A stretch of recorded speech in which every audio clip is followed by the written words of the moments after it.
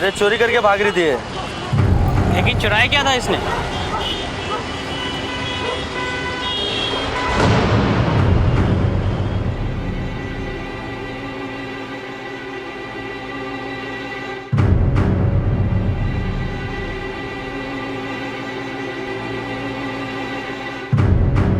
पर मेरी कोई गलती नहीं थी।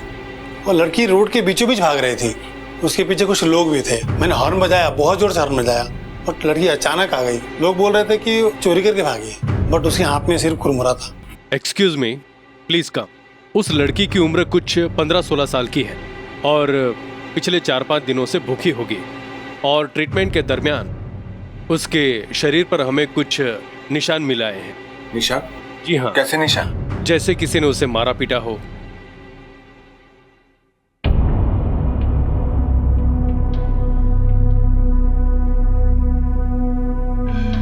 सर, लड़की को होश आ गया है। बेटी, नाम क्या है तुम्हारा? बताओ, क्या नाम है तुम्हारा? तुम्हारा एड्रेस, फोन नंबर याद है तुम्हें, ताकि हम तुम्हारे माँ बाप को कांटेक्ट कर सके।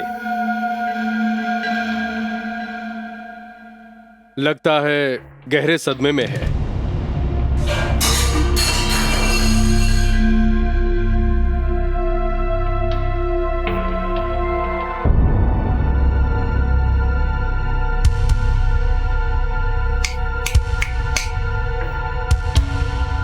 लगता है ये सुन नहीं सकती।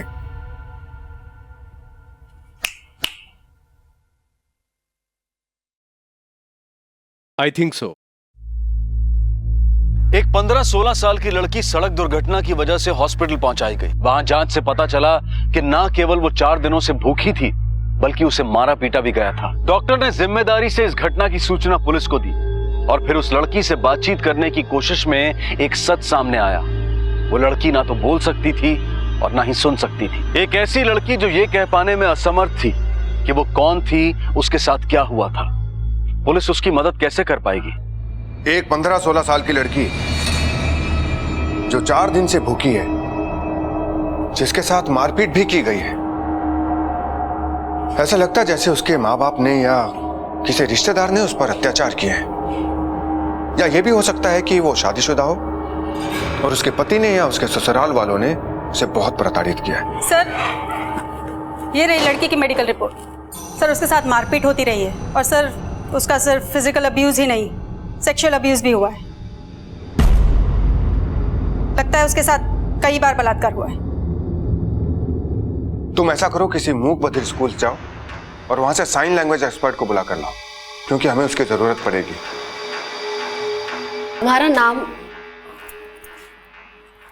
तुम्हारा नाम क्या है? नाम क्या है? तुम कहां से हो? तुम कहां से हो? शहर से, गांव से? सर, शायद इसे साइन लैंग्वेज नहीं आती है। तो अब इससे बात कैसे करेंगे? सर, जो अनपढ़, मूक और बहरे लोग होते हैं वो भी अपने परिवार वालों से कम्युनिकेट तो करते ही हैं। तो मैं कोशिश करती हूँ। तुम्हारा नाम, नाम, नाम, नाम, नाम, नाम। आँख, आँख, नैना, नैना, नैना। काजल, काजल, काजल, काजल, काजल। सर, इसका नाम काजल है। सर, ये लिप मूवमेंट रीड कर सकती है। ये हमें मीरा रोड में मिली थी। इससे पूछे ना कि ये मीरा रोड की है या कहीं बाहर से आई है। हो सकता है ये अपने किसी फैमिली वाले के साथ आई हो, वहां उनसे बिछड़ गई हो और किसी ने इसके गूंगे होने का फायदा उठा लिया हो। तुम्हारा घर, घर कहाँ है? घर कहाँ है? तुम कहाँ रहती हो? सर, जरा मुझे नोटपैड दीजिए।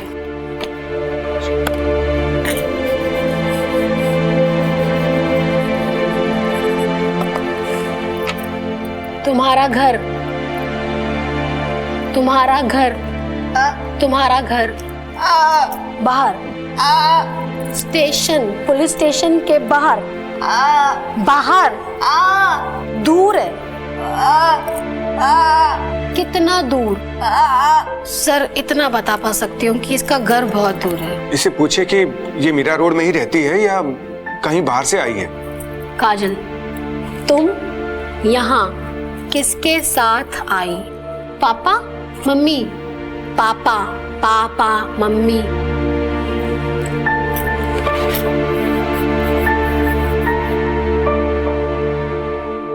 पापा, पापा, मम्मी। पापा, पापा, मम्मी, पापा। इसके हाथ पर चोट के निशान हैं। अब वही दिखाकर इसे पूछे ना, शायद कुछ बताने की कोशिश करे। ये निशान किसने किया?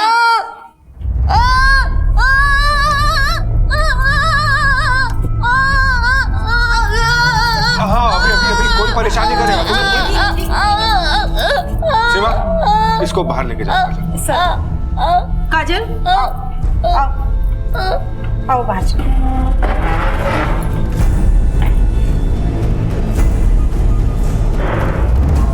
सर अब मैं भी चलती हूँ, कल फिर आती हूँ पूरी तैयारी के साथ। कुछ अलग अलग पिक्चर्स लेके आती हूँ।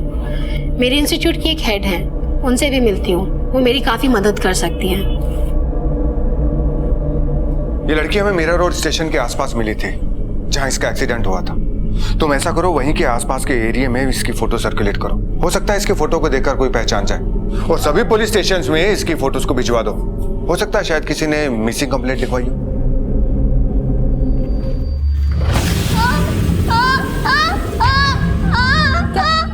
काजल, क्या वो आदमी था? वो आदमी था? तो सर वो उधर देखते। ऐसा मूंछों वाला कोई आदमी ऐसा था? ऐसा ही आदमी था? राणे सर, अपने एरिया में जितने भी हिस्ट्री शीटर्स हैं उनके रिकॉर्ड्स निकालो और उनकी फोटोज इस लड़की को दिखाओ। ये देखो।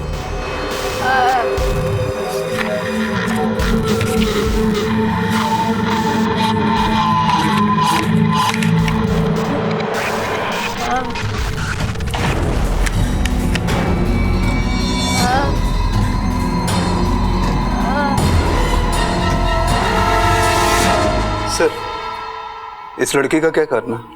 कहाँ रहेगी? सीमा, तुम इसको लेके अपने स्टाफ को होटल ले जाओ।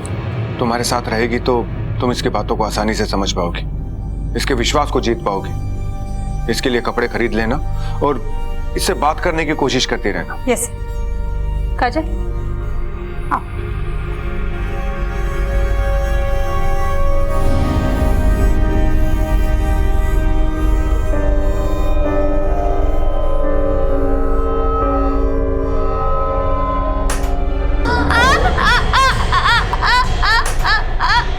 क्या हुआ बेटा? क्या हुआ?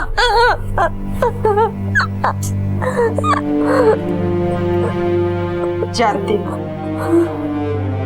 तो कुछ भी बता नहीं सकती, किसी को तेरी जुबान बनना पड़ेगा।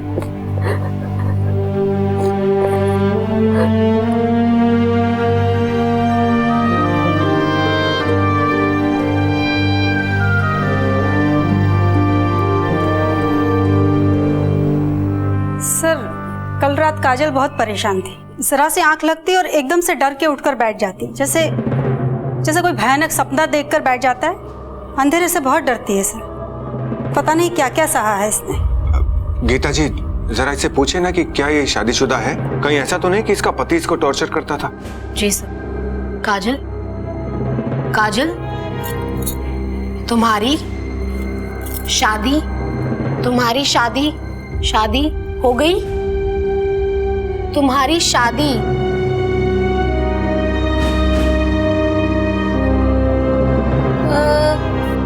सर शायद इसकी शादी नहीं हुई है। इससे पूछे ना कि ये किस गांव से, किस शहर से, कहां से आई है?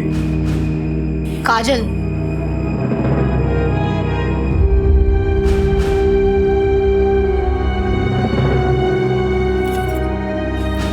इधर देखो, इधर।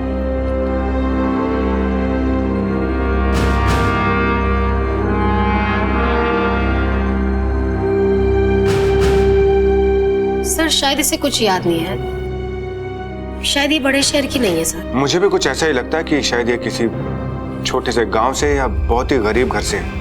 ये हमें मीरा रोड स्टेशन के बाहर मिली थी। आप इससे पूछिए ना कि ये वहां तक कैसे पहुंची, किसी ऑटो से पहुंची, किसी बस से पहुंची या ट्रेन से पहुंची। काजल,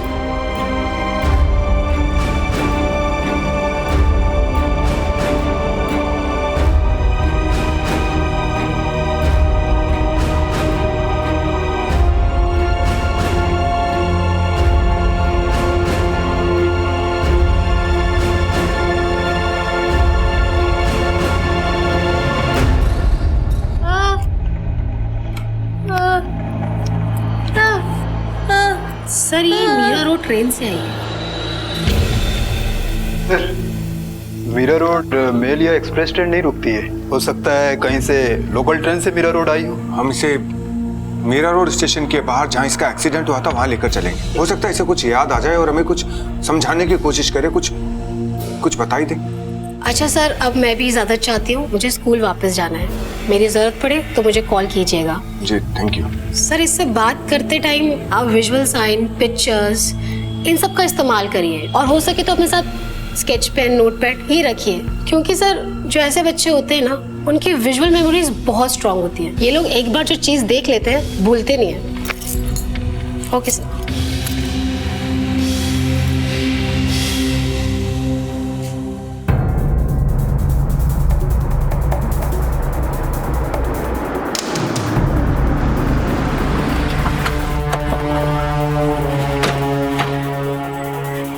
सर, इस लड़की का एक्सीडेंट यहीं पर हुआ था। पास में स्टेशन है। लोगों ने बताया कि वहां से भागकर आई थी, वहीं आसपास कुरकुरे लेकर भागी थी।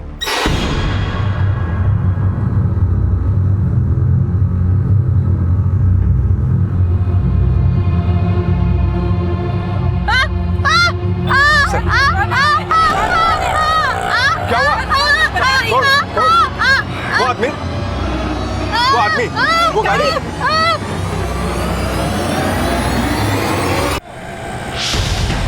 जल्दी चलो, उस गाड़ी का पीछा करो।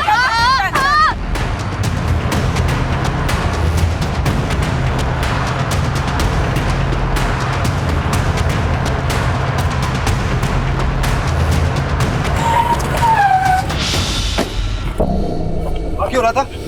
क्या हो सर? पुलिस वाले हम लोग, हमें देखे भागा ना तो। नहीं सर, हम भागने, मुझे क्या पता कि आप हमारा पीछा कर रहे हैं। यही आदमी था ना, मूंछों वाला? यही आदमी? मैंने कुछ नहीं किया सर।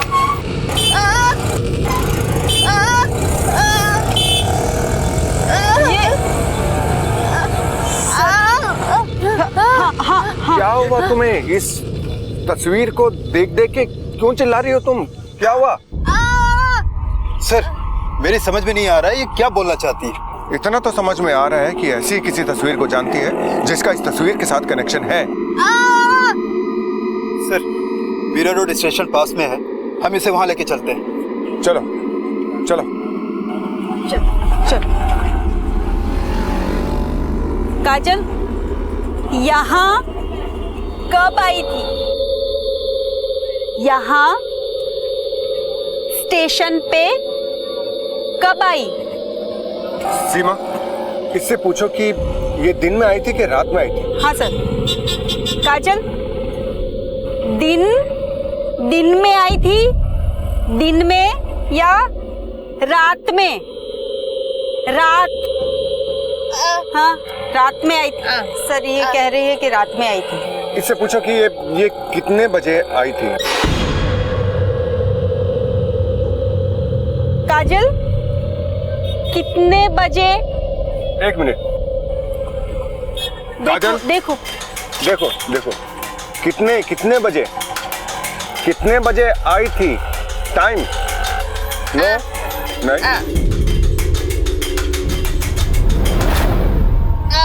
नहीं। 12:30 बजे आई सर। 12:30 बजे बोल रही। कौन सा प्लेटफॉर्म? कौन सा? एक नंबर प्लेटफॉर्म पे खड़ी हुई थी। कहाँ पे आई थी तुम? 4 नंबर। राणे? Yes sir. 12 से 1 के बीच में जितनी भी ट्रेन आई थी और गई थी उसका सीसीटीवी फुटेज देखो। इससे पता चल जाएगा कि अकेली आई थी या किसी के साथ आई थी। सर मैंने उस रात का सीसीटीवी फुटेज चेक किया। लड़की विरार से चर्चगेट जाने वाली लास्ट लोकल से आई थी, अकेली थी, बहुत देर तक प्लेटफॉर्म पर बैठी रही, फिर बाहर चली गई।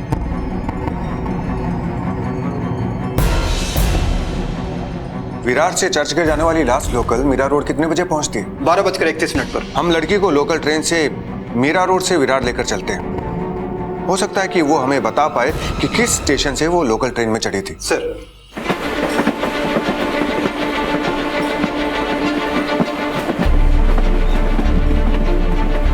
अगला स्टेशन भाईंदर, पुढील स्टेशन भाईंदर।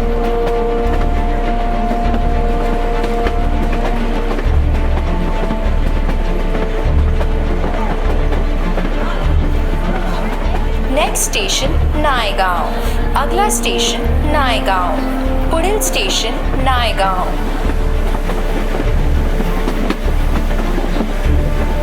अगला station Vasai road, next station Vasai road, पुढील स्टेशन वसई रोड।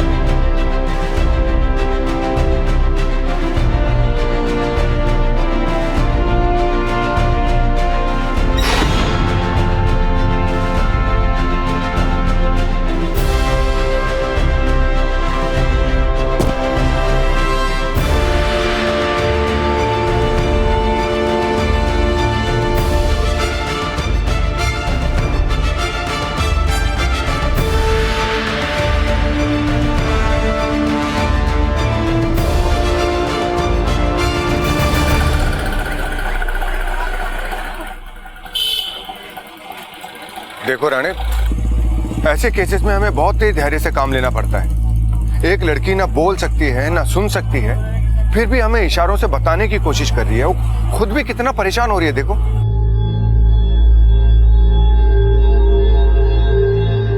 काजल पुलिस के साथ वसई आ पहुंची। ये उम्मीद जागी थी कि शायद काजल पुलिस को उस जगह ले जा सके जहां से वो भागी थी, पर काजल ठीक से बता नहीं पा रही थी।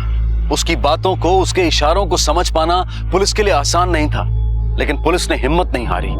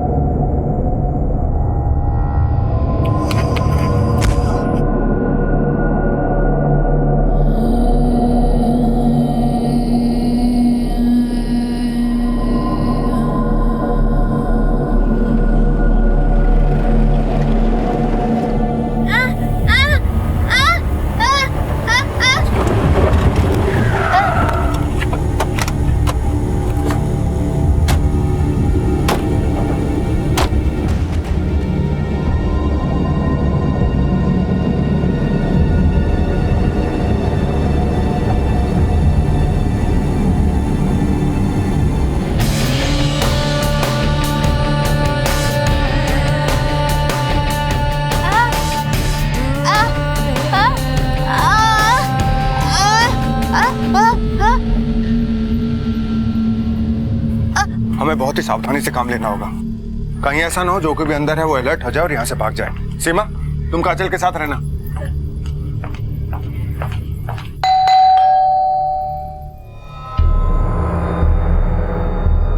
Yes, Mumbai police. सीमा, काजल को लाओ।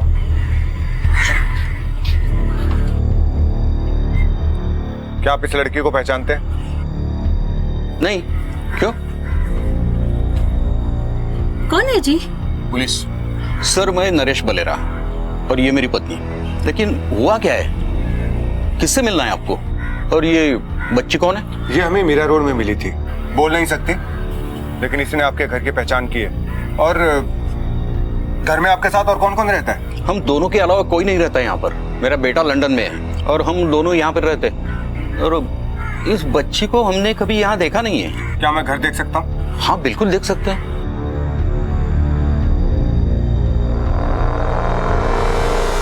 सॉरी सर, लगता है गलतफहमी हो गई है।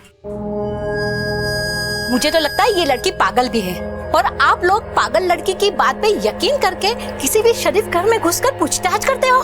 सॉरी, आपको तकलीफ दी।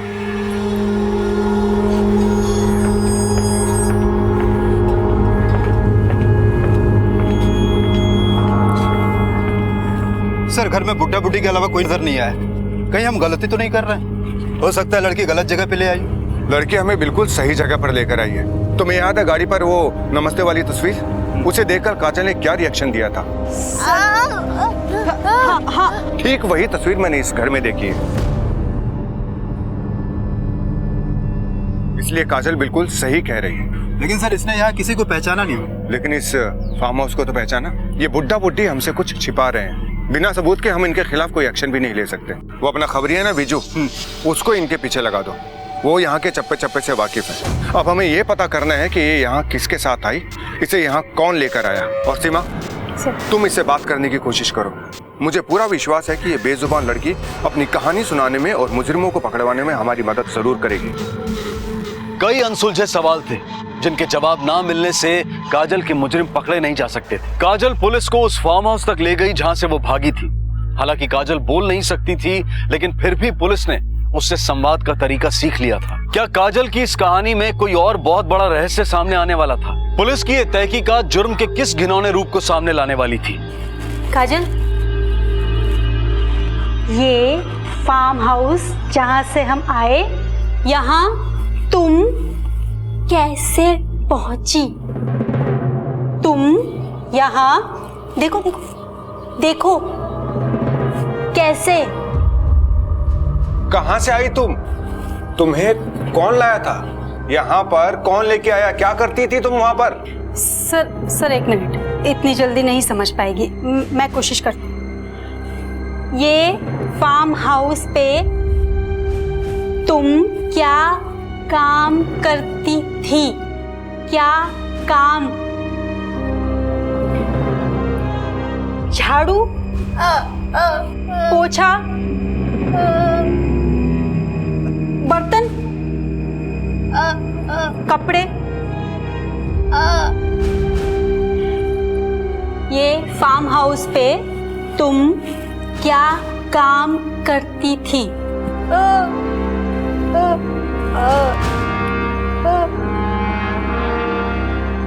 ये क्या कह रही हो तुम? क्या कह रही हो?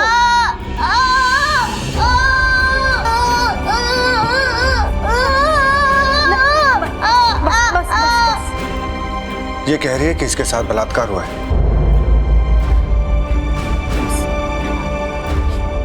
किसने किया ये सब? किसने किया? मूंछ वाला? तुम यहाँ रहती थी?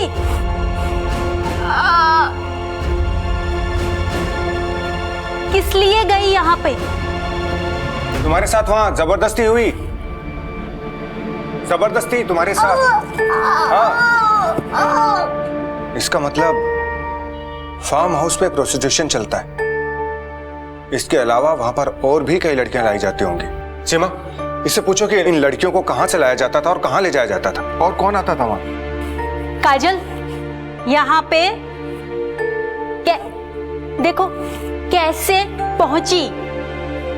कौन रहता था तुम्हारे साथ? कौन लाया तुम्हें यहाँ? कौन कौन रहता था यहाँ पे फार्म हाउस पे?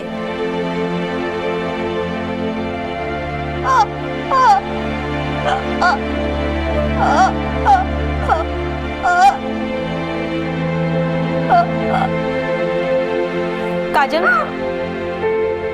कौन कौन टॉर्चर करता था? एक आदमी मूंछों वाला, एक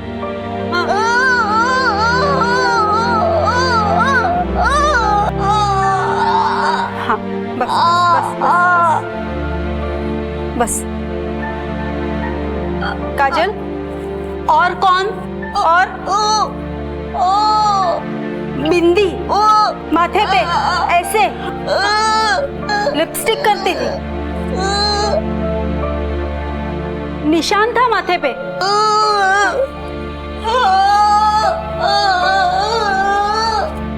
बिंदी वाली मोटी औरत माथे पे निशान, पैसे लेती थी, लेकिन वो यहाँ पे फार्म हाउस पे तो वो मोटी यहाँ पे नहीं, दूर दूर रहती थी। मैं समझ गया कि ये क्या कहना चाह रही है। सीमा, तुम काजल का ध्यान रखो। रानी सर, तुम मेरे साथ चलो। हाँ, बस बस बस। मुझे तो लगा था वो कुछ नहीं बता पाएगी, लेकिन उसने तो जिंदगी भर की कहानी सामने रख दी। माथे पर बिंदी यानी कि एक औरत पैसे लेकर ब्लाउज में रखती है, यानी कि देह का व्यापार करने वाली के पास थी। राणे सर, तुम अपने सारे खबरों को एक्टिवेट कर दो और पता करो कि ये माथे पर चोट के निशान वाली मोटी औरत है कौन, और विजू को इन्फॉर्म कर दो कि वो फार्म हाउस पे नजर रखे, उन बुड्ढा बुड्ढी पे नजर रखे, क्योंकि वो मोटी औरत वहां जरूर आएगी। सर, ये औरत हमसे बचनी नहीं चाहिए। मुंबई जैसे शहर में जिस्म फरोशी का कारोबार करने वालों के बीच से एक ऐसी औरत को ढूंढना था जिसकी पहचान काजल ने बताई थी। तहकीकात के दौरान सिरे से सिरे जुड़ते जा रहे थे और पुलिस ने इस केस की तह तक पहुंचने के लिए अपने पूरे नेटवर्क को एक्टिवेट कर दिया था। लेकिन अभी जिस्म फरोशी का अजीबोगरीब रूप पुलिस के सामने आना बाकी था।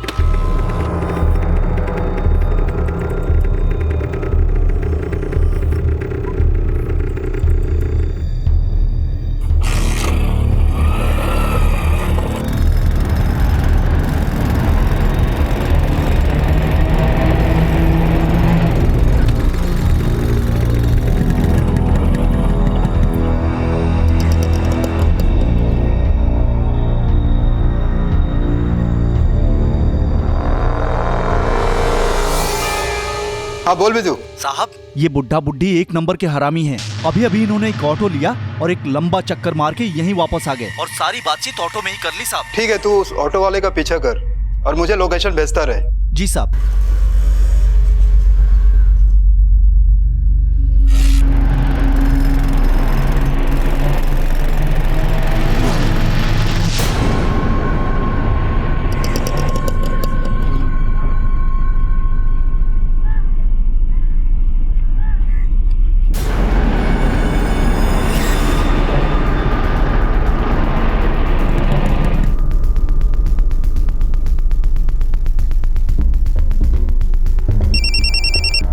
हाँ बोल। सर, ये ऑटो वाला एक दूसरे घर में अंदर गया है। आप यहाँ रेड मारेंगे तो जरूर कुछ न कुछ मिलेगा।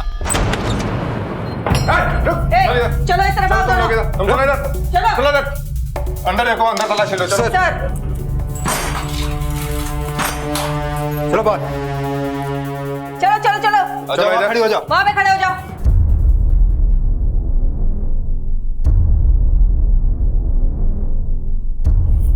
काजल साहब, क्या तलाशी कर रहे हो आप लोग?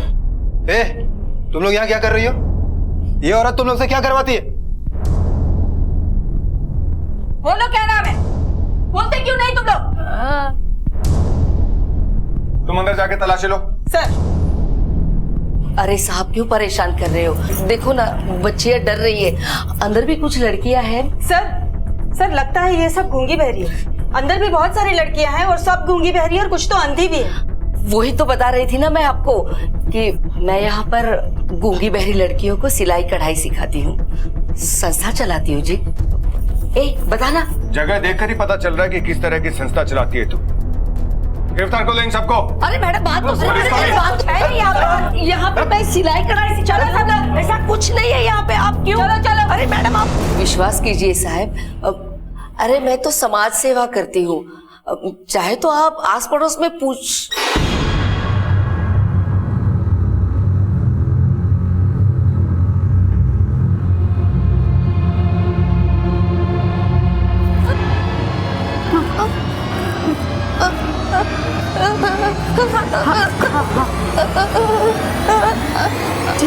चलो आ जाओ। बेहद चौंकाने वाली बात यह थी कि डॉली के पास ज्यादातर लड़कियां ऐसी थी जो मूक बधिर थी, डॉली ऐसी ही असहाय और मजबूर लड़कियों को इस पेशे में डालती थी जो उसके खिलाफ कभी आवाज ना उठा सके। लेकिन ना बोल पाने के बावजूद भी काजल ने इसके खिलाफ आवाज उठाई और अब पुलिस को उन सभी लड़कियों को इस घिनौने कारोबार से बाहर लाना था। काजल बता नहीं सकती थी कि वो कहां से लाई गई थी। ऐसे में पकड़ी गई लड़कियों में से एक लड़की ऐसी मिली जो काजल को जानती थी और बोल सकती थी। सर, ये नाजिया है। डॉली के वहाँ से हमने जिन लड़कियों को बचाया था, ये उन्हीं में से एक है। सर, ये बोल सुन सकती है और डॉली कस्टमर से इसी से बात करवाती है। बैठो।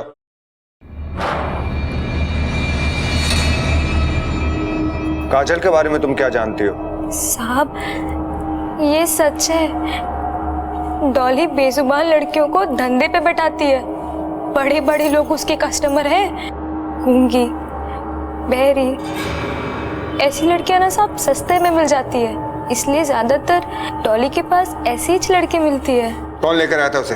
कादर। अब ये कादर कौन है?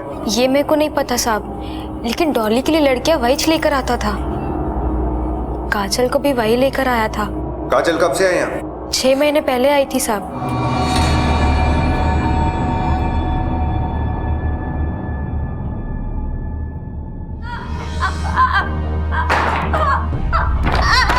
हार माना तो जैसे काजल ने सीखा ही नहीं था। खा ले, भूखी रहेगी ना तो किसी को तरस नहीं आने वाला है।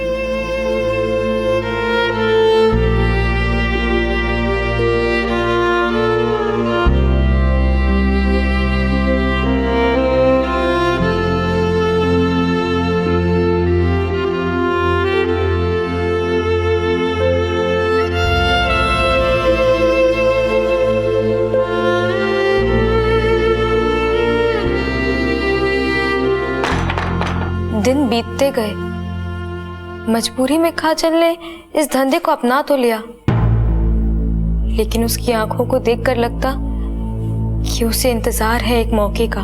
सुशील, इन सबको ठीक से टेम्पो में बिठा देना। क्या मटक मटक की चल रही है? फटाफट चलो, जाके बैठो अंदर। और इस नई छोकरी को तो मैं बाद में बताऊंगी। इतना समझाने के बाद भी आज की रात भिखारी जैसे कपड़े पहनकर जा रही है।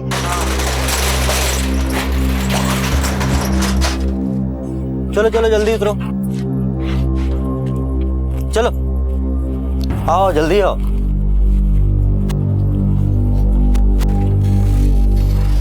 चलो चलो चलो चलो जल्दी चलो। नमस्कार साहब।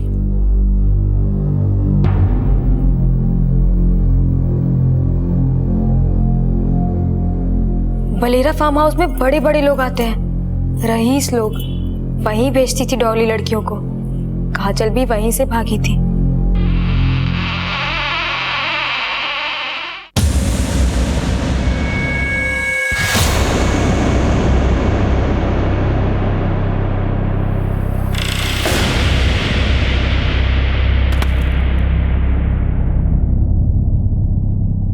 मगर काजल के भागने के बाद डॉली ने सुशील को उसको ढूंढने के लिए लगा दिया साहब। मगर उससे पहले कि वो उस तक पहुंचता, काजल की किस्मत उसे आप लोगों तक पहुंचा दिया साहब, और वो उस नर्क से बाहर आ पाई और हमें भी निकाल लिया साहब। तुम जानती हो काजल कहाँ की रहने वाली? नहीं, बेचारी भेसबंद बताती भी तो कैसे। कादर का नंबर दे। साहब, वो मेरे पास लड़कियां लेके आता है, पर कहाँ से लाता है वो मुझे नहीं पता। तू कादर का नंबर दे, वो बताएगा खुद कि कहाँ से लाता है। वो अलग अलग नंबर से फोन करता है जब भी उसके पास माल आ जाता है। अब पता नहीं माल कब आएगा। सीमा, इसका फोन कब्जे में लो। नहीं, कादर आज नहीं तो कल फोन जरूर करेगा। पुलिस अब ये बात जान चुकी थी कि 6 महीने पहले काजल को बेचने वाला इंसान कादर था, लेकिन कादर का कोई अता पता नहीं था। और काजल कहां की रहने वाली थी इसके बारे में भी अभी तक कुछ पता नहीं चला था। डॉली का फोन पुलिस के पास ही था, उन्हें इंतजार था तो बस कादर के फोन का। 2 दिन बीत चुके थे।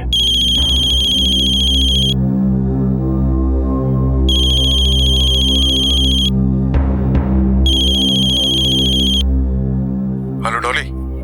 नहीं, मैं नाजिया बोल रही है। अच्छा नाजिया, डॉली किधर है? दीदी तो अस्पताल में है, सीढ़ियों से गिर गई थी, पांव का हड्डी टूट गया उसका। लेकिन तुम कौन? कौन से हॉस्पिटल में? City hospital, B ward, bed number 3। लेकिन तुम कौन हो? कादर।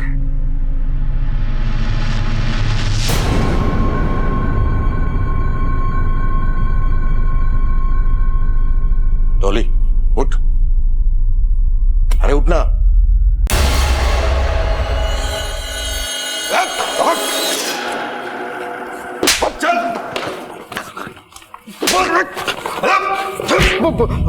कौन बेचता है तो पता नहीं साहब, फोन आता है तो हम लोग डिलीवरी लेने जाते हैं। काजल को कहां से उठाया था? आसनसोल। राणे सर, काजल को आसनसोल लेकर चलते हैं। मुझे पूरा विश्वास है कि वो अपने घर तक लेके जाएगी, अपने माँ बाप तक लेके जाएगी, और इस कुत्ते को भी साथ ले लेते हैं। ये हमें बताएगा कि काजल को इसने किससे खरीदा था।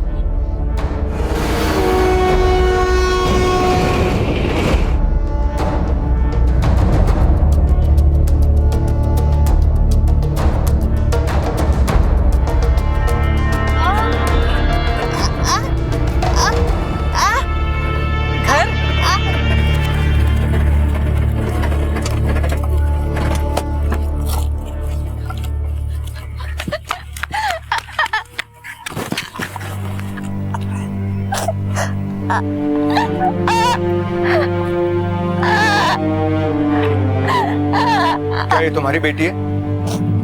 हाँ साहब। ये है वो आदमी जिसने तुम्हारी बेटी को मुंबई में बेचा था।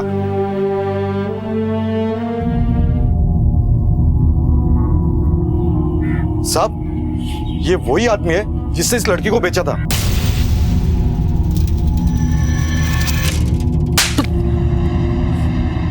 अपनी बेटी को बेच दिया तूने? क्या करता साहब, गुंगी बहरी है जन्म से, कौन करता इससे शादी? तुम्हारे जैसे लोगों को ऊपर वाला औलाद दे क्यों देता है? मुझे क्या पता था कि ये आदमी उसको धंधे पे बिठा देगा। काजल को मैं तुम्हारे जैसे इंसान के पास छोड़ने वाला नहीं हूं। सीमा, काजल को अपने साथ ले लो और इसे भी अरेस्ट करो।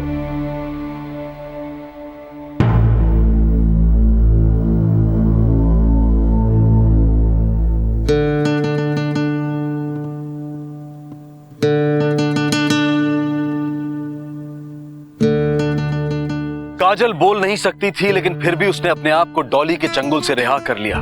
इस कहानी ने शोषण के कई चेहरे दिखाए और इसकी शुरुआत हुई काजल के अपने ही घर से। उसके पिता ने उसे बेच दिया क्योंकि उनके लिए लड़की, और वो भी गूंगी और बहरी, एक बोझ थी जिससे उन्होंने छुटकारा पा लिया।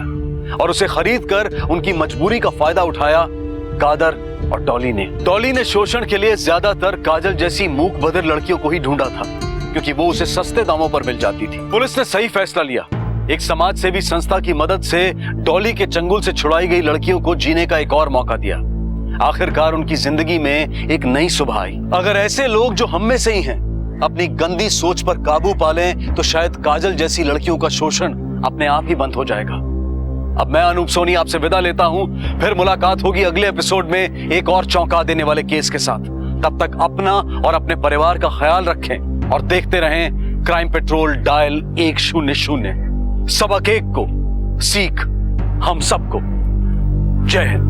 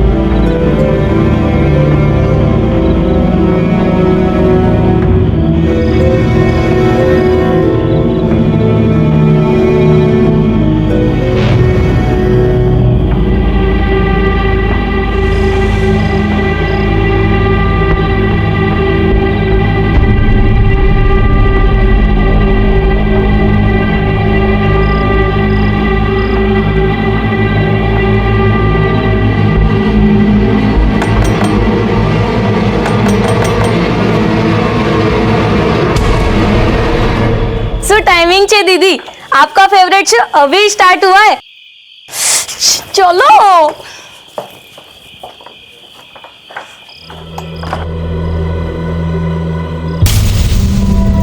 हेतल, आगे बेटा, तेरे पापा कब से तेरी फिक्र कर रहे हैं।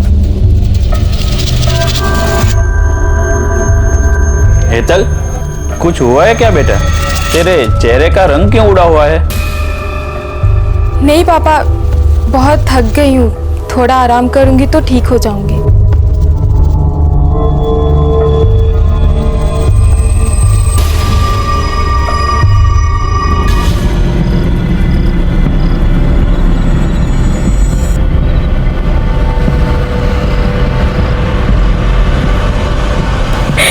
सॉरी मम्मी, सॉरी पापा।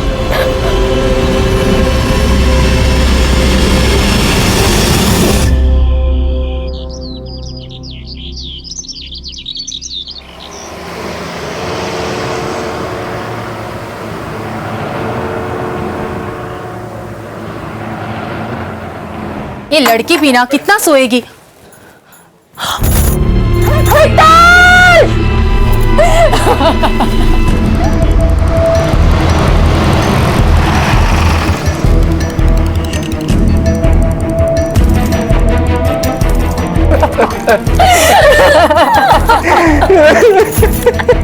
लड़की ने इस पंखे से लटक कर सुसाइड किया सर। कोई सुसाइड नोट नहीं मिला, बस इतना पता चला है कि कल रात को किंजल नाम की किसी सहेली के घर से पढ़ाई करके लौटी थी और कुछ परेशान थी। कहाँ रहती है किंजल? ये क्या कह रहे हैं आप? हेतल हमारे यहाँ नहीं आई थी, बल्कि किंजल उसके घर गई थी उसके जन्मदिन पर। किंजल कहाँ है? बुलाइए उसे। देर रात से आई है तो सो रही है, बुलाती हूँ।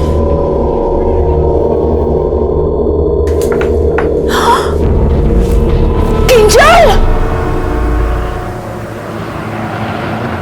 स्वाति बेटा, वो सरला भाभी के घर कोई नहीं है आज, तो तू चाबी कोकिला आंटी के वहां छोड़ देना, ठीक है? अच्छी माँ। नमस्ते आंटी। मामा, ये निशा है, मेरी कॉलेज फ्रेंड, मैंने बुलाया था साथ में कॉलेज जाने के लिए। ठीक है बेटा, मैं चलती हूँ। ओके, बाय बाय बेटा। बाय बाय मामा।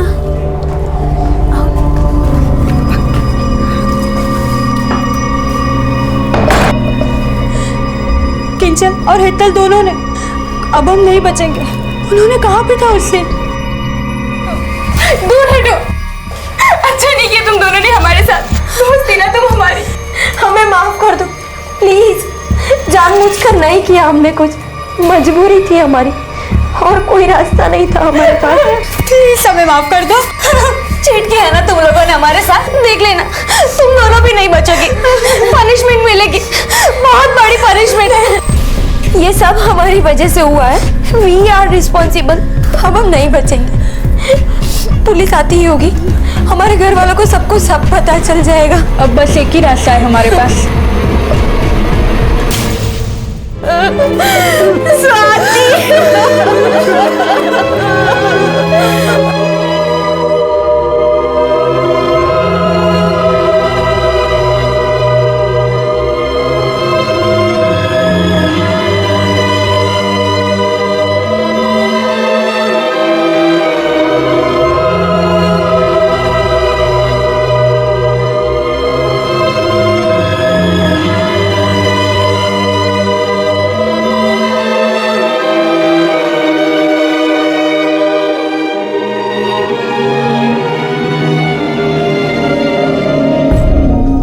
अहमदाबाद के अलग अलग इलाकों में रहने वाली 4 लड़कियों ने आत्महत्या की थी, लेकिन ना तो कोई सुसाइड नोट मिला था और ना ही कोई साफ वजह दिखाई दे रही थी। पुलिस ने उनके दोस्तों, टीचर्स और हर उस इंसान से बात की जो उन्हें जानता था या किसी ना किसी तरह से उनसे जुड़ा हुआ था, और इसी पूछताछ के दौरान उनके हाथ एक सुराग लगा जो शायद अब तक के इस ब्लाइंड केस को एक दिशा दे सकता था।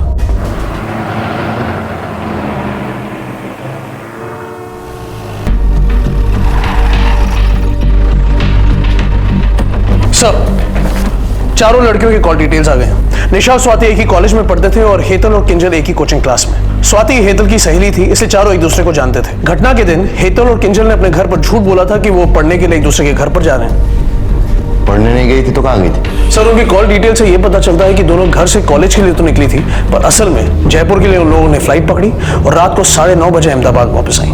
और निशा और स्वाति? सर वो दोनों यही अहमदाबाद में थी, पर दोनों फ्रीक्वेंट ट्रैवलर्स हैं। पिछले 6 महीने में तकरीबन 15 या 20 बार शहर से बाहर, कभी जयपुर, दिल्ली, या तक कि कोलकाता फ्लाइट से गई हैं, कभी साथ साथ, कभी अलग अलग। कोई और डिटेल्स, बैंक अकाउंट्स वगैरह? सब क्लियर है सर, कोई ऐसी बड़ी ट्रांजैक्शन नहीं है। स्वाति की सहेलियों के हिसाब से स्वाति का एक बॉयफ्रेंड था राहुल, जिसके साथ उसका ब्रेकअप हो गया कुछ महीने पहले, मगर इसका निशा, हेतल और किंजल से अभी कोई कनेक्शन नहीं दिखता। और हाँ सर, घटना के दिन से राहुल का फोन बंद है, पर हमें उसका एड्रेस मिल गया। उठाओ इस राहुल को।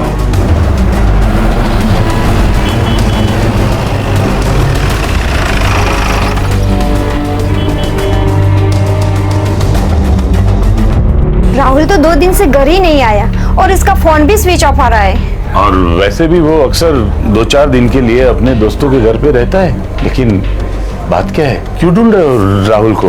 वो आपको जल्दी पता चल जाएगा। उसकी कोई फोटो मिलेगी?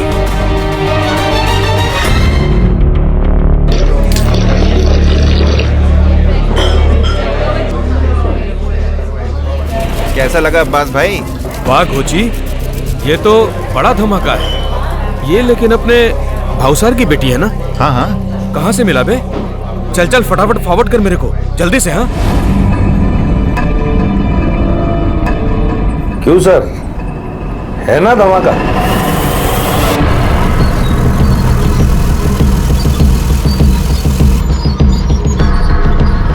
અમદાવાદની ગોરી છોકરીઓના કાલા કારનામાનો પહેલો કિસ્સો, બાકી કિસ્સા કાલથી રોજ.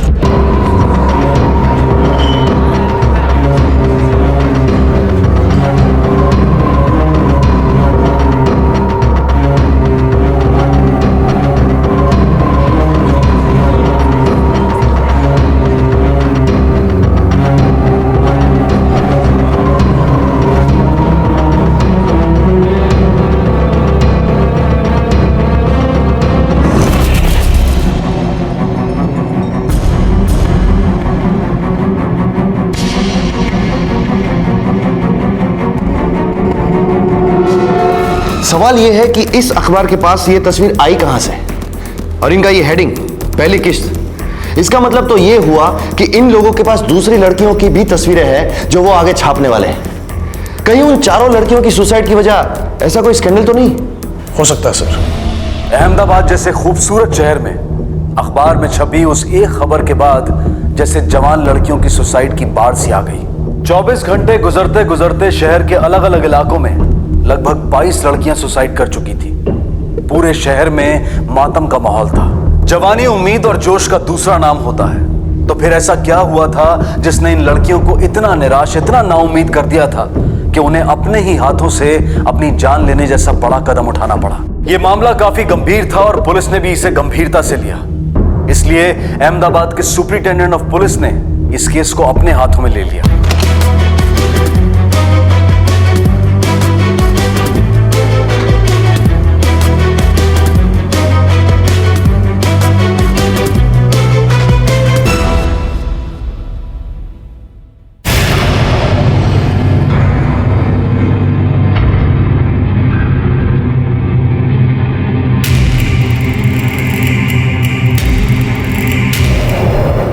सर, उस खबर के छपने के बाद से अब तक शहर के अलग अलग एरियाज में कुल मिलाकर 22 लड़कियां सुसाइड कर चुकी हैं। इन सभी लड़कियों को 5 ग्रुप में बांटा जा सकता है। हर ग्रुप में 3 से 5 लड़कियां होगी, सब एक दूसरे से कनेक्टेड, आपस में सहेलियां थी या सहेली की सहेली। कुछ कॉलेज में साथ पढ़ा करती थी तो कुछ कोचिंग क्लासेस में।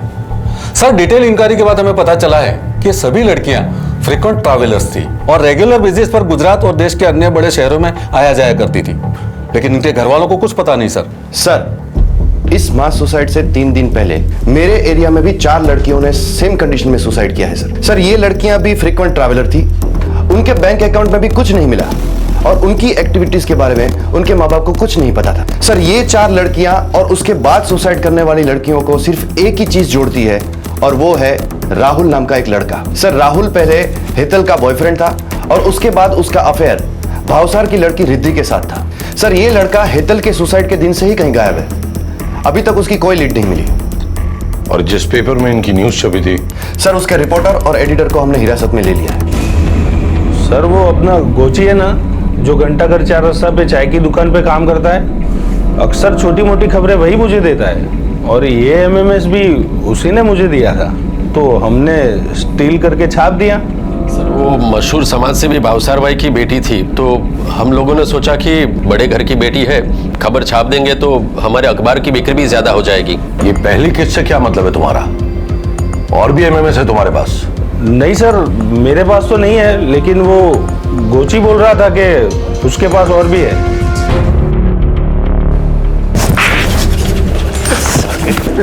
झूठ बोलता है, झूठ बोलता है। नहीं साहब, मैं सच बोलता हूँ, मुझे नहीं मालूम। वो वीडियो मेरे एक दोस्त ने मुझे फॉरवर्ड किया था, मुझे लगा ये खबर बहुत अच्छी है तो मैंने आभास भाई को फॉरवर्ड कर दी।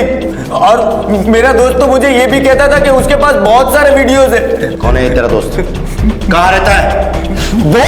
कोची के उस दोस्त ने पुलिस से कहा कि उसे वो एमएमएस उसके किसी दोस्त से मिला था, और जब पुलिस ने उसके उस दोस्त को पकड़ा तो उसने भी यही कहा कि उसे वो एमएमएस अपने किसी और दोस्त से मिला था।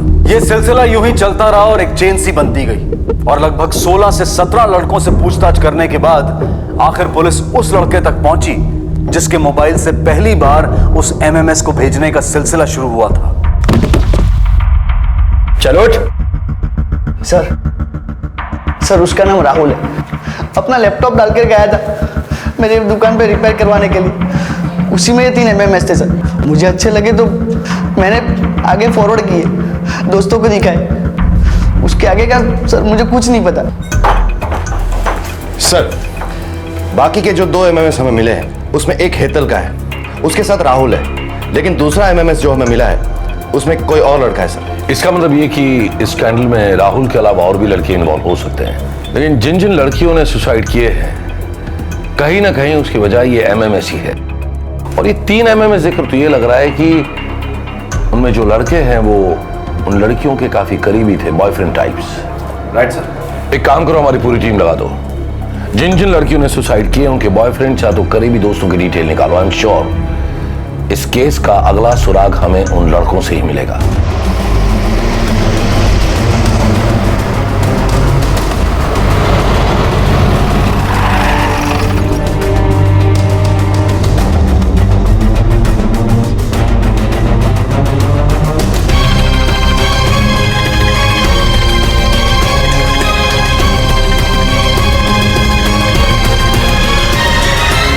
पुलिस की एक बड़ी टीम हर उस लड़के की तलाश में जुट गई जो किसी भी तरह से इन लड़कियों के करीब था।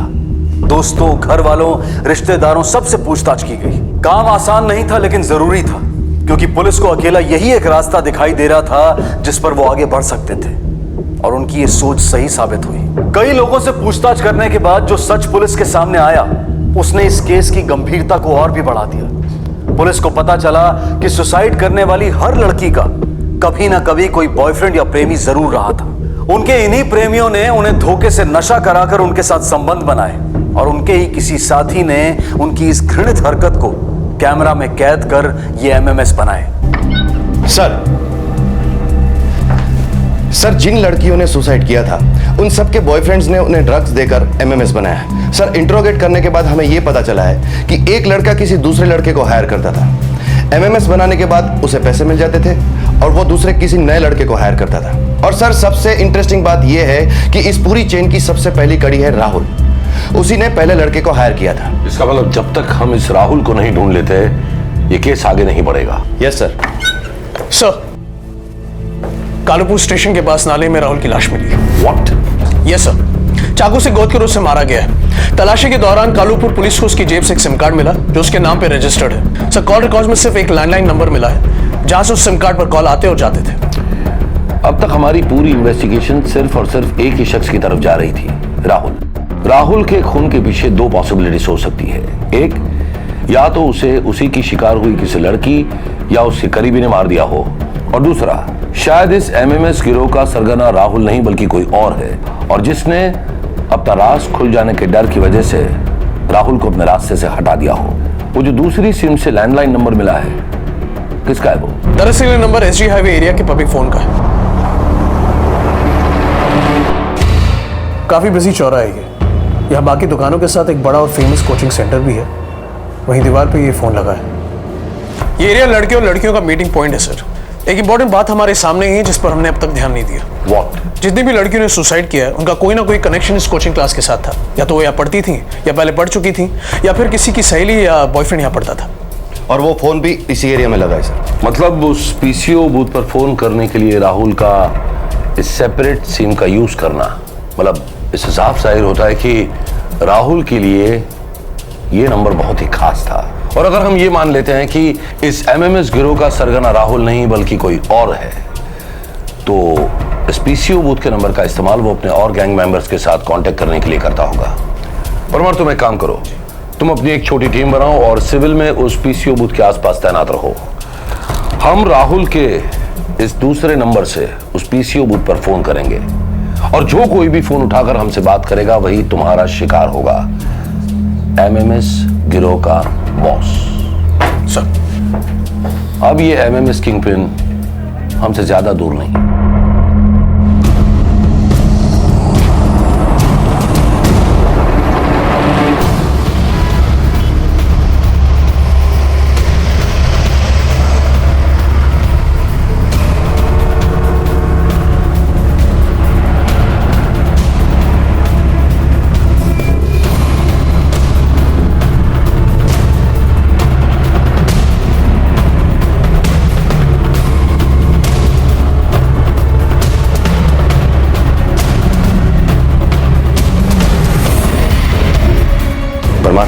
Position okay?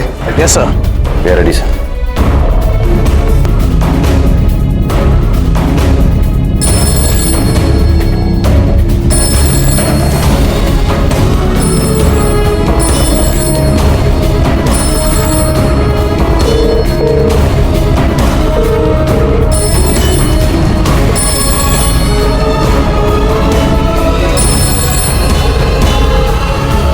कोई मूवमेंट है वहां पर? वैसे यहाँ पर कोई नहीं है, कोई मूवमेंट नहीं है।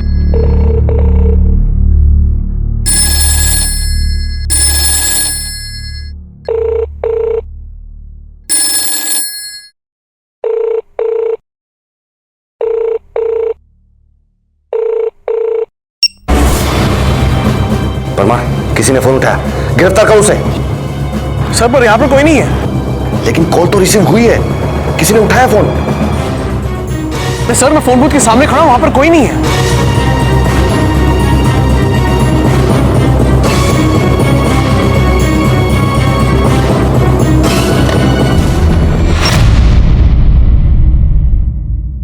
मैं बाद में बात करता हूं। सर, बूथ पर तो कोई आया नहीं, तो ये फोन रिसीव किसने किया?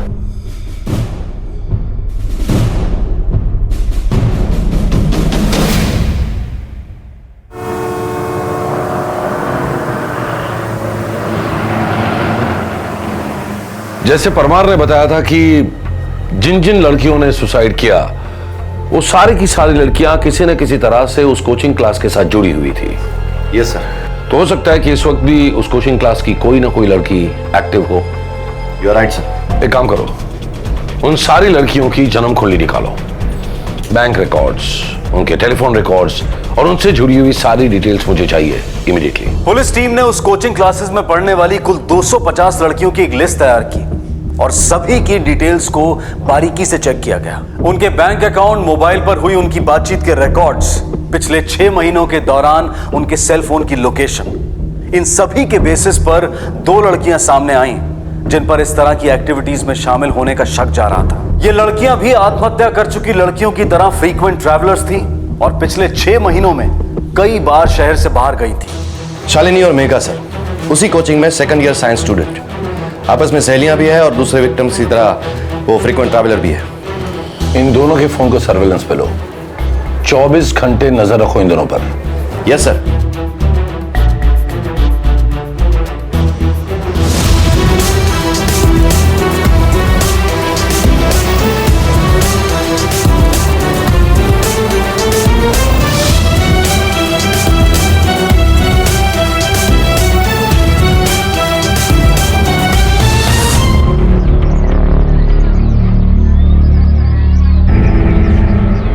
वेलकम बच्चा लोग। क्या लोग है? तुम्हारा चॉकलेट शेक और तुम्हारा स्ट्रॉबेरी शेक अभी देता हूँ। नहीं अंकल, अभी कुछ नहीं। कोई आ रहा है अभी, साथ में ले ले। हाँ हाँ बैठो बैठो। चलो बैठते हैं।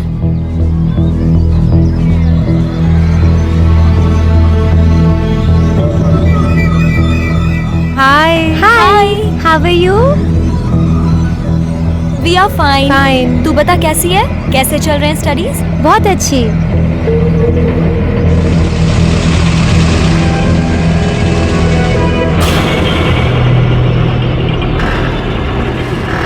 Hello. Happy birthday Rishi. Thank you so much. Hi, happy birthday. Thank you. Hello. Happy birthday Rishi. So timing छे दीदी। So ready for treat? या ओके, चले? Okay okay. तुम लोग बाइक पे जाओ, हम लोग ऑटो में आएंगे। Okay, bye bye. Bye bye.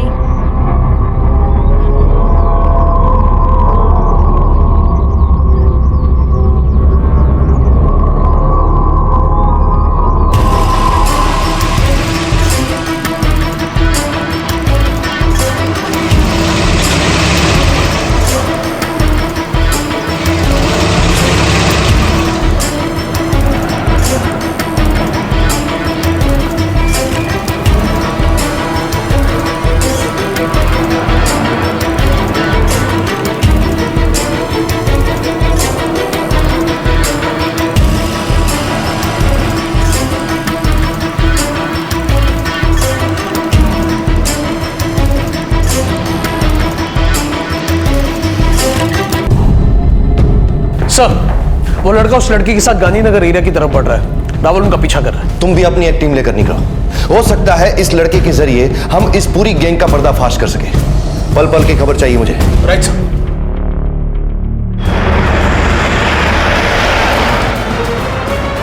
Rahul, तुम उन पर नजर रखो। हम निकल चुके हैं, तुम्हें जल्दी ज्वाइन करेंगे।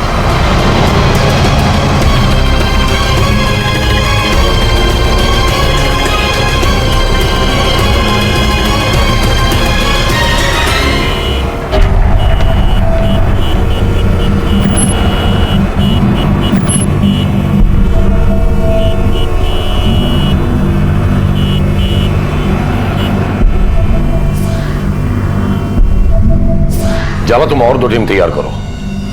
हमें पता नहीं ये गिरोह और कितना बड़ा है। Yes sir. Hello. What? Oh no. क्या हुआ जाला? सर, रावल की बाइक रास्ते में खराब हो गई। We lost the track of that boy. और परमार की टीम? सर, वो तो अभी तक रावल तक पहुंची ही नहीं। डैम इट, हमारे पास वक्त बहुत ही कम है। अगर हम वक्त पर वहां नहीं पहुंचे तो हम और एक जान गंवा देंगे। वो 2 लड़कियां शालिनी और मेघा, उन दोनों को उठाओ। आई एम श्योर उन दोनों लड़कियों को इस लड़के के बारे में कुछ न कुछ पता होगा। क्विक। Yes sir.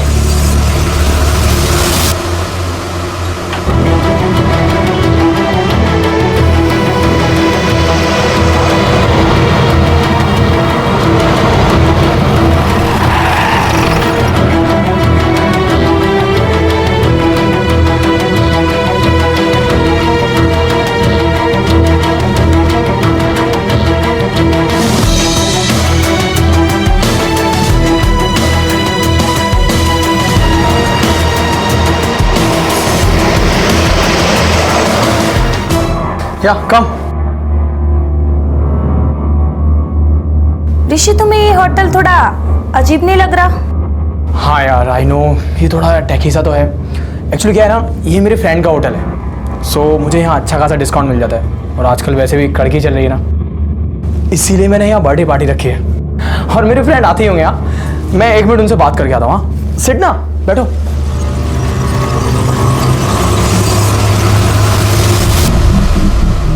सर, ये तो हिमानी है, हेतल की छोटी बहन। वही हेतल जिसकी सुसाइड की खबर हमारे पास सबसे पहले आई थी। ऋषि हिमानी को लेकर कहाँ गया है? सर, हमें सच में कुछ नहीं पता sir.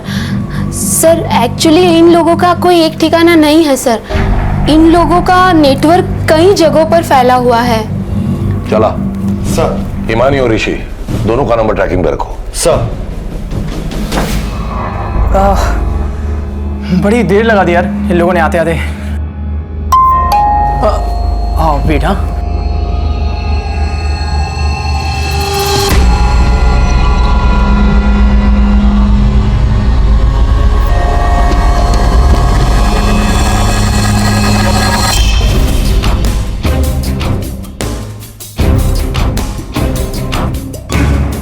Yes, sir, we are trying our level best. Sir. Sir, ये रहा ऋषि और हिमानी का लोकेशन। कलोल माचे sir. Go and arrest him right now. Parmar, right sir. Kalol की तरफ चल, होटल चौक।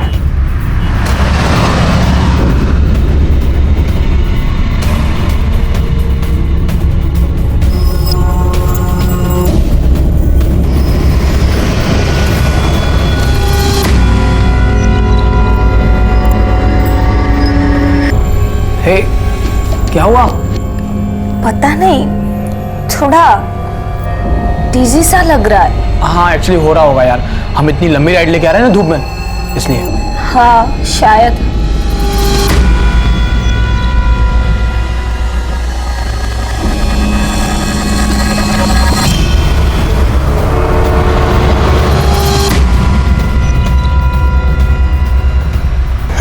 आजा।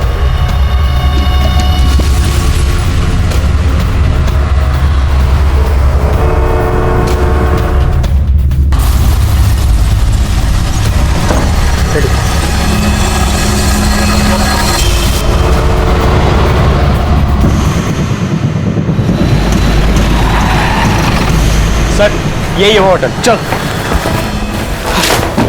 किधर है वो दोनों? हाँ? किधर है वो दोनों? सर ऊपर रूम नंबर 104 में। ले वाले इसको, लेके जाए इसको।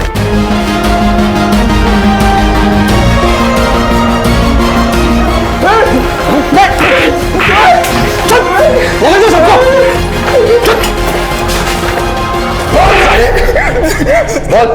मैं नियाज अफगानी के लिए काम करता हूँ सर। पहले मैं एमएमएस बनाकर राहुल को सेंड करता था, लेकिन राहुल के मर जाने के बाद मैं डायरेक्ट एमएमएस अफगानी सर को सेंड करने लगा। अब तक मैंने 7 लड़कियों के साथ एमएमएस बनाए और 4 लड़कों को हायर किया। ये अफगानी एमएमएस का क्या करता है? सर वो मुझे नहीं पता और ना ही मैंने कभी पूछा। मैं तो सिर्फ पैसे के लिए करता तो। चंद पैसों के लिए तूने मजबूरों की जान ले ली, जिंदगी बर्बाद कर दी उनकी। बता बता कौन है अफगानी, कहाँ मिलेगा? सर वो ऐसी आने के बाद सर जो फूड जोइंट है ना, उसका मालिक है। उठाना फोन, कहाँ अटका है?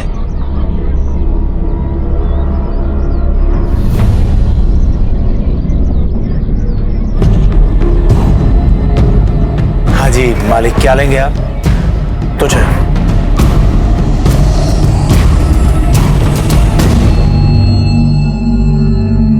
अमीर बनना था मेरे को, एकदम जल्दी।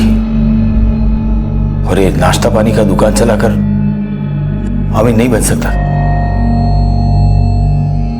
तो अक्सर अपने दिमाग में तिकड़ में फिरता रहता था अमीर बनने की।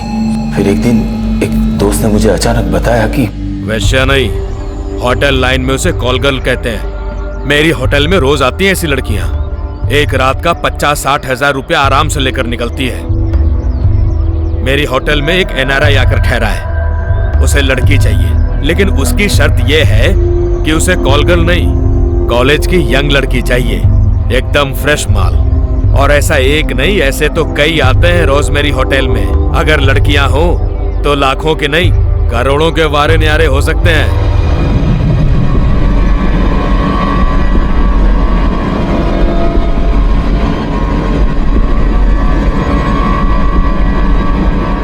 मेरे फूड जॉइंट पे बहुत सारे छोकरे छोकरी आते रहते थे। राहुल भी उन्हीं में से एक था। बड़ा हैंडसम लड़का था राहुल। अक्सर अलग अलग लड़कियों के साथ आता रहता था, उनको खिलाता था, पिलाता था। पैसे नहीं थे उसके पास, तो उधार में ही सब कुछ चलता था। मेरे दिमाग में आइडिया आया कि क्यों ना राहुल को ही पटाकर उसी की किसी गर्लफ्रेंड को उस होटल पे भेजा जाए, उस एनआरआई के पास। एक दिन का 1 लाख रुपया मैंने मैंने बात की राहुल से। क्या बकवास कर रहे हो आप? दिमाग खराब हो गया है क्या आपका? मैं अपनी गर्लफ्रेंड के साथ ऐसा करूंगा? अबे यार, तेरे को कहाँ शादी बनानी है सबके साथ? ऐसी तो करना है। अब साथ में थोड़े पैसे मिलते हैं तो क्या दिक्कत है? मैंने 10,000 रुपए दिए राहुल के हाथ में, पेश की, बोला और भी दूंगा। राहुल भी लालच में आ गया। मैंने राहुल को छोकरी के साथ होटल में बुलाया।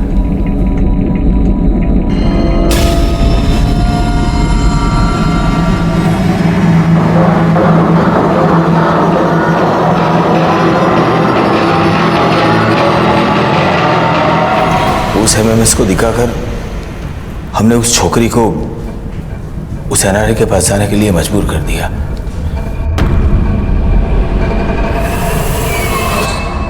एक ही घंटे में छोकरी वापस आ गई। मुझे 1 लाख रुपए मिले, इसमें से 25,000 मैंने राहुल को दे दिए। किसी को शक ना हो इसलिए मैं एजी हाईवे के पब्लिक फोन से बात करता था, जिसकी एक लाइन मैंने अपनी दुकान में ले ली थी।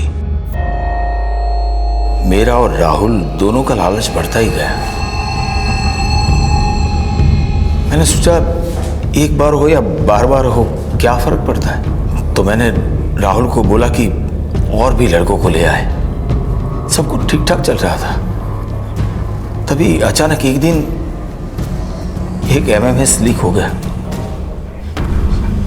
ये धंधा जो मैंने इतना दबा छुपा कर रखा था, अचानक से हेडलाइन मिल गया।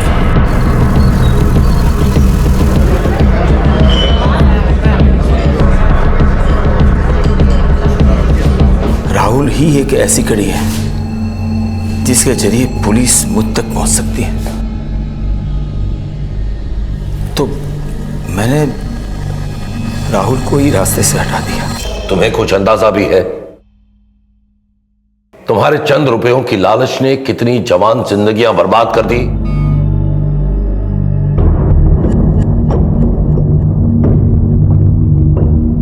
इस अपराध की गुत्थी ने सुलझने के बाद भी समाज और प्रशासन दोनों को शर्मसार करके रख दिया। प्रशासन को इसलिए क्योंकि इतना बड़ा गैंग, इतना बड़ा रैकेट ठीक उनकी नाक के नीचे चल रहा था और इसके बावजूद उन्हें इसकी भनक तक नहीं थी। और समाज को इसलिए क्योंकि भाई दूज और रक्षाबंधन जैसे त्योहार मनाने वाला हमारा समाज ऐसे भाइयों, ऐसे बेटों, ऐसे पुरुषों को जन्म दे रहा था जो अपनी बहनों की रक्षा की कस्में खाते हैं लेकिन दूसरों की बहनों के लिए खतरा बन जाते हैं। अब समय आ गया है कि हम अपनी बेटियों को खुद अपनी रक्षा करना सिखाएं और बेटों को सीख दें कि वो समाज की दूसरी लड़कियों के साथ भी उसी तरह से पेश आएं, उनके साथ वैसा ही सुलूक करें जैसा वो अपनी बहनों के लिए चाहते हैं। हम उम्मीद करते हैं कि हमें इस तरह की कहानी दोबारा कभी देखने को न मिले। इसी विचार के साथ मैं अनूप सोनी आपसे विदा लेता हूं। फिर मुलाकात होगी अगले एपिसोड में एक और चौंका देने वाले केस के साथ। तब तक अपना और अपने परिवार का ख्याल रखें और देखते रहें क्राइम पेट्रोल डायल 100। सबक एक को, सीख हम सबको। इस तरह के और भी एपिसोड देखने के लिए हमारे चैनल को सब्सक्राइब करें और बेल आइकन दबाना ना भूलें।